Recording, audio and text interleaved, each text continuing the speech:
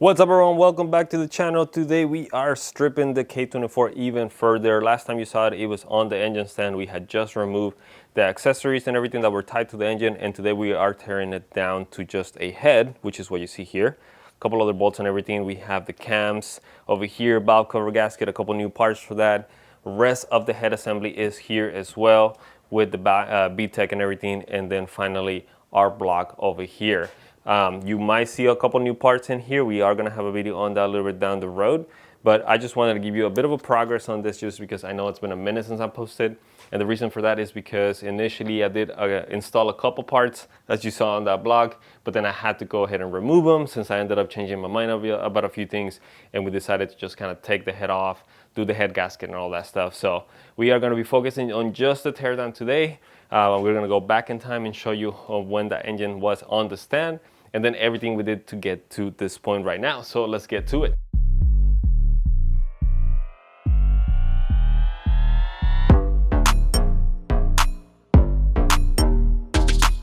And just to give you guys a heads up too, here on this ball, man, this ball is a pain in the butt to remove. It is super tight in there. You need some crazy long breaker bars if you're gonna do it by hand. So don't do that, honestly. Get yourself a 19mm weighted socket, which is what we have here. This is the socket that you're gonna need. This is a tool that comes also with the kit, which I'll leave a link down in the description to use. But you can see here, it is a lot thicker than the regular socket. And with this, you make that job into a few seconds. I gave it a try also with my other two power tools. I did have to borrow a big boy M18 here in Milwaukee because this tool just did not have enough power to break it. They were just hitting it and not doing anything. So make sure you also have kind of a big high torque power tool to be able to take this off. Otherwise, you're gonna be in the same spot. But with this, it literally made this come out in like seconds, and it's already kind of loose. I didn't get a chance to film it for YouTube, but I do have a small clip here from TikTok that I can add up to here so you guys can see that. But yeah, made this into literally just a few seconds. So make sure you have that, grab that tool if you're gonna go this way. It is a few bucks, we did have to buy it, so we'll add that to our total as well. But yeah, look at that, it just comes out. There is a guide in there that we need to remove, so make sure you don't lose that. Make sure you don't lose this washer or anything like that. You can kind of see there's a marking there. So let's go ahead and continue removing some of this stuff out of here.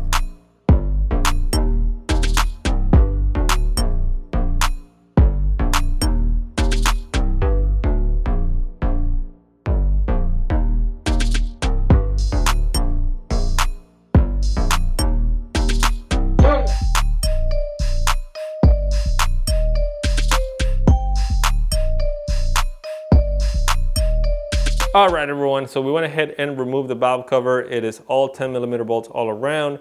We also went ahead and removed the spark plugs out of here. That way, when we are turning the engine, we're not building compression, so that way it's easy to turn as we kind of try to line up this and top dead center and everything. So valve cover is down here. You can kind of see it's a little bit gross. It looks like we have some buildup maybe going on in there. And we also see that over here on the head on the engine, mainly around this area here. We have a little bit dirty on this two sides and also this two compared to this ends. They are a lot cleaner. So a little bit of carbon buildup, it looks like to me. I could be wrong. If you know it might be something else, let me know down in the comments. But yeah, so doesn't look too bad. It is just noticeable as I open the valve cover here. But we are looking good here. We also went ahead and tried to line this up here with top dead center. And again, correct me if I'm wrong, but top dead center is supposed to be kind of that straight up. The line's also supposed to kind of match up here. And I think this might have jumped a tooth, maybe, just because things don't seem to line up. The chain also, I believe, is supposed to have a gold link to where the dot is supposed to be lined up with it. This chain does not have any gold links on them. So I don't know if that got replaced at some point on this engine's life.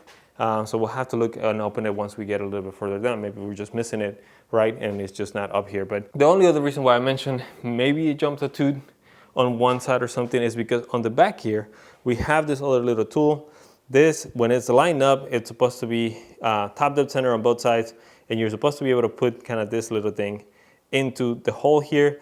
But as you can see, we have the left side all in there now, but the right side, it's off a little bit. It needs to move just a little bit more to one side. So that's what makes me think this might have jumped maybe a tooth. or maybe just with the looseness of the chain. I'm not sure. Something there. We'll have to keep an eye on it as we continue to tear this down, just to make sure there's nothing else that looks wrong or off, and hopefully there's no actual damage anywhere in there. Everything turns fine, it spins fine, so hopefully it's just the old chain or something like that. So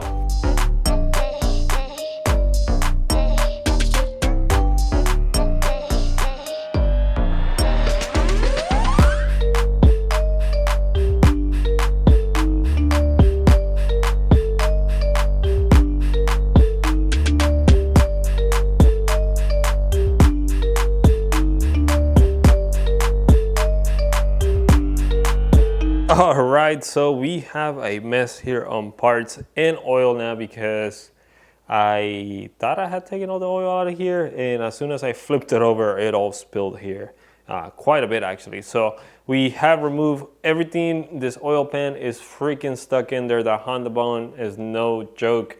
I can't even lift it up. All bolts are off. They're all 10 millimeters, but I can't freaking take this thing off. So it is pretty late already. So I'm gonna give it just a little bit, see if I can scrape maybe the sides a little to try to break the Honda bond just a little bit. And I think we're just gonna come and tackle this tomorrow, because like I said, it's just late and I'm ready to go inside. So let's come back here in 1 second and see if we got this off.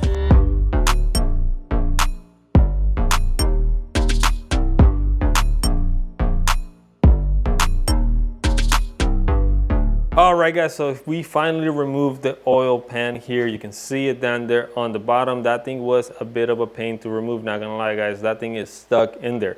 The Honda bond is no joke when it's all around it. To remove it kind of easy. I did use this little flat scraper, I guess you could call it, and my rubber mallet to kind of hit all the edges here and kind of break it a little bit before I could pull it off. That seemed to work, it was fine. Try not to like dig into it so you don't mess up the aluminum here, and we are going to come in here with a plastic scraper to get rid of any sort of leftover Honda bond in there before we applied everything else. So let's go ahead and flip this over back to the top here so we can start removing all of these parts.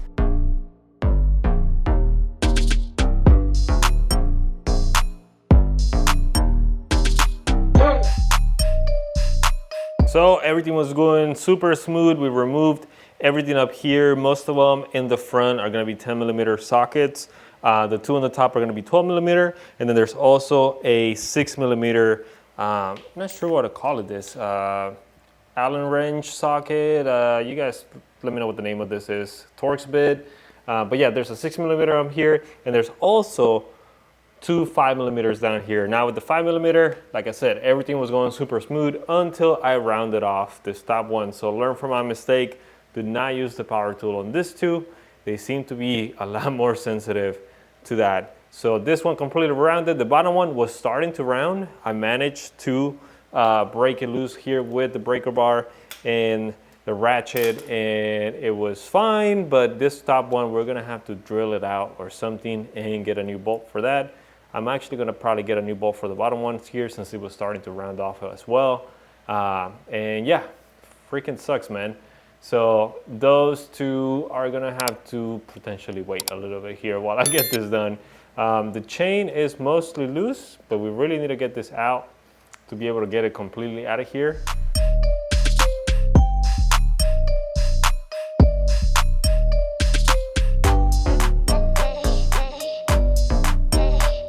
All right, so we got the two strip bolts there out of the way. Nothing a little extractor set couldn't take care of. Luckily, I already had those tools since this is not my first rodeo, and I dealt with plenty of strip bolts before. So we didn't have to add anything into our total so far. But we are now basically ready to start changing the oil pump here at the top. We're gonna get rid of this massive oil pump up here. And you only got 4 bolts to remove. Two on the front are gonna be 12 millimeter, 2 on the back are gonna be 14 millimeter. And then after that, I think the rest of them for the tray are either 12 or 10 millimeter. They look like they're 10 millimeter.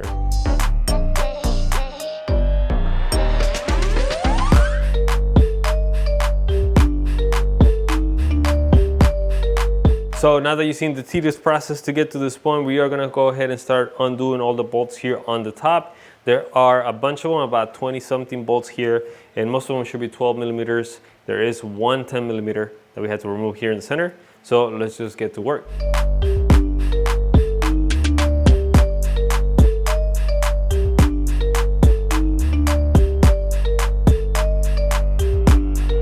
All right, so we just undid all of the bolts, and you can kind of see we made this loose. So they're all pretty much good to be taken off. And we're gonna take them off exactly the way they are right now. This one's loose too. So we can put them to the side and keep them in the same orientation with the same bolts and everything that it's in there right now. So let me just go ahead and grab all of this off and get it out of the way so we can then put the cams out of the way as well and continue working on this.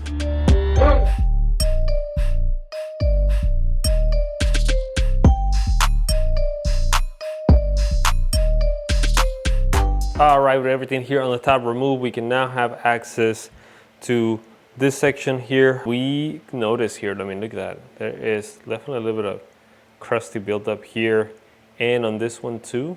Mainly those two. There's a little bit on this one. Not really anything too noticeable on the other side. Definitely on the intake side, we have the two here. This one looks good. This one, like I said, just a little bit. So I'm hoping there's nothing wrong with the cylinders. Hopefully not. Hopefully it's just missed oil changes and that's it. So we are gonna go ahead and take this, but before we do that, we have to make sure we put some zip ties around all of these ones because we have VTEC on both sides and there is apparently some kind of spring or little block in here that activates with the VTEC. So we don't wanna make this go flying all over the place. So we're gonna raise all three of them, put a zip tie underneath it and zip tie it and do all that to all of them to make sure we are good to take this whole thing off. So let's do that.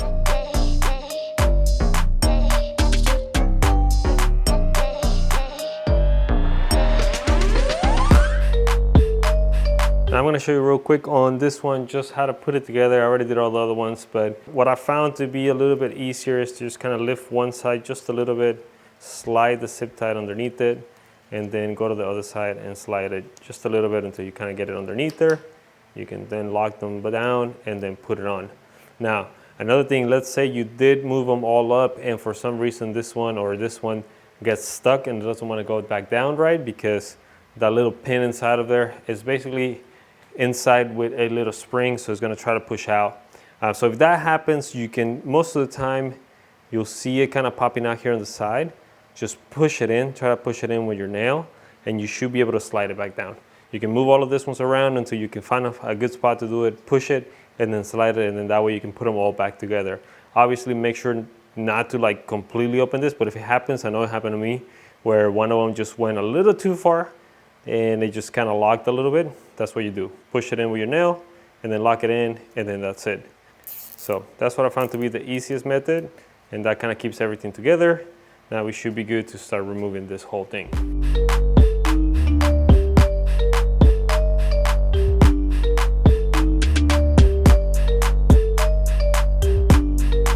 So here's everything out of the way. Make sure you are tightening the zip ties. Make sure they're not slightly loose because as soon as you take this off, if they are a little loose, the zip tie is going to try to come off and then that's going to cause you problems. Trust me, this one was almost fell off and everything. And yeah, this is all in here kind of just by pressure. There's no bolts or anything holding it together. So when you take it out, make sure you're holding it by both sides, kind of pushing it into each other and then put it to the side and just be careful with it. So we are looking good here. We are going to move over to finalizing the head. Here we have a bunch of 12-point 14mm bolts. Make sure you get a thin socket that goes in here and make sure it's a 12-point. Do not use anything else than that. So we are going to go ahead and break all of those loose and so we can get it out. You can see the head definitely miss oil changes. There's a lot of little gunk and stuff like that. So once I take it off, I'm definitely going to go in here with a pick and start trying to get rid of as much gunk as I can so we can leave it as clean as possible. It'd probably be ideal if I take it to the shop and have them clean it and do all of that stuff, but that is more money that honestly I don't know if I have right now. So we are going to try to do as best as we can here, and then hopefully, because like I said, these two kind of cylinders are the ones that look a little bit more crusty. Hopefully there's no problems in here, but guys, fingers crossed. So let's go ahead and finish up.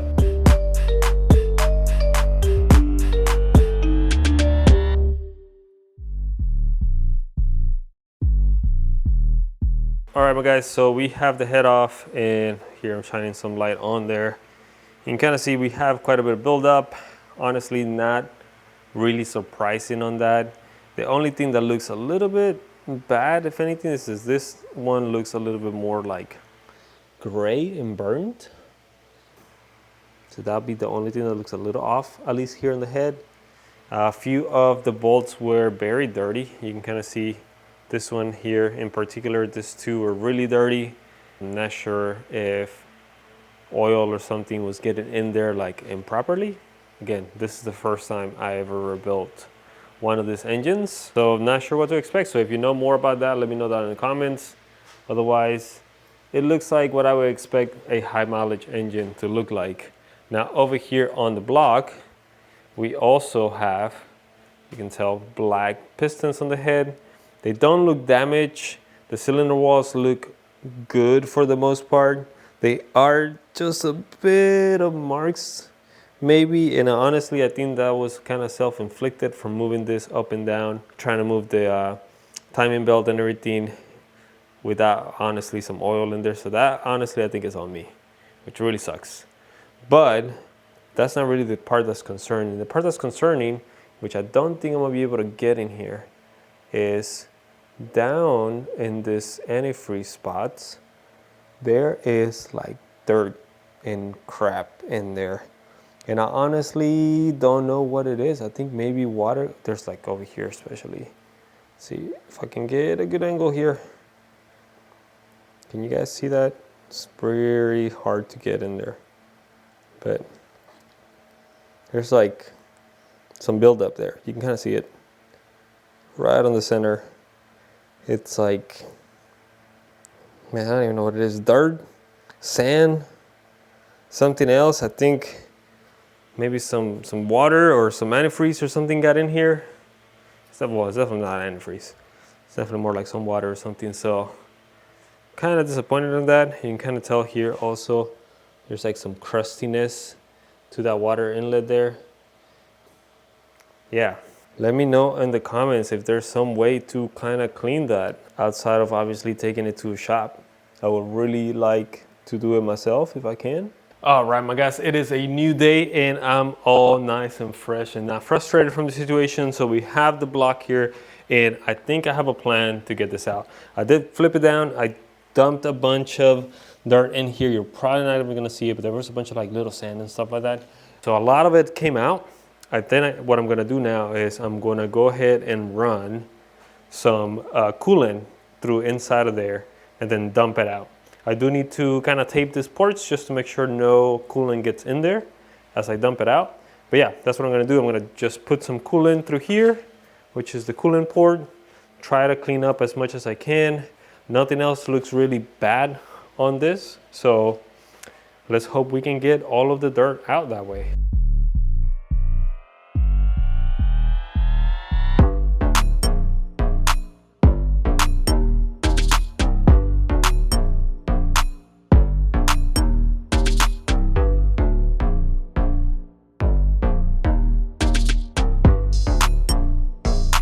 So there you have it, guys. That's how we gotten up to this point where the engine head and everything is disassembled as much as I can right now. Obviously, we still have this whole area that we could take off and look inside and look at the pistons and all of that, but I don't really think it's necessary. I don't know. I'm gonna see if anyone I know has one of those little camera things that I can just maybe drop down there and look at those around the pistons and all that stuff, just to see if it looks like it needs more help. I will try to prevent to not spend more money, and I know sending it to a shop and everything would be the ideal thing, but again, our expenses continue to go up, so I would probably try to save as much money as I can as possible. We have our cams and everything here looks good. We have some new gears and stuff, which I'll have a video on it as well, and then we have our head right here as well, which we will go ahead and try to clean up as much as we can on that kind of carbon buildup and deposits. And I think that part, it should be fine. We should be able to get as much of that as we can. Same thing with the bottom or top of those pistons. So I don't expect to really spend much on that, but we'll see. I don't know. If you did stick around though, thank you so much. Thank you for watching. Leave us a comment down below. Hit the like button, hit that subscribe button. If you want to check out our site, flakegarage.com, we got stickers and a few other things, link to parts and everything. Go check it out. It helps the channel as well. Otherwise, that's really all I have for you today, guys. Thank you so much for watching. We'll see you guys on the next one. Bye.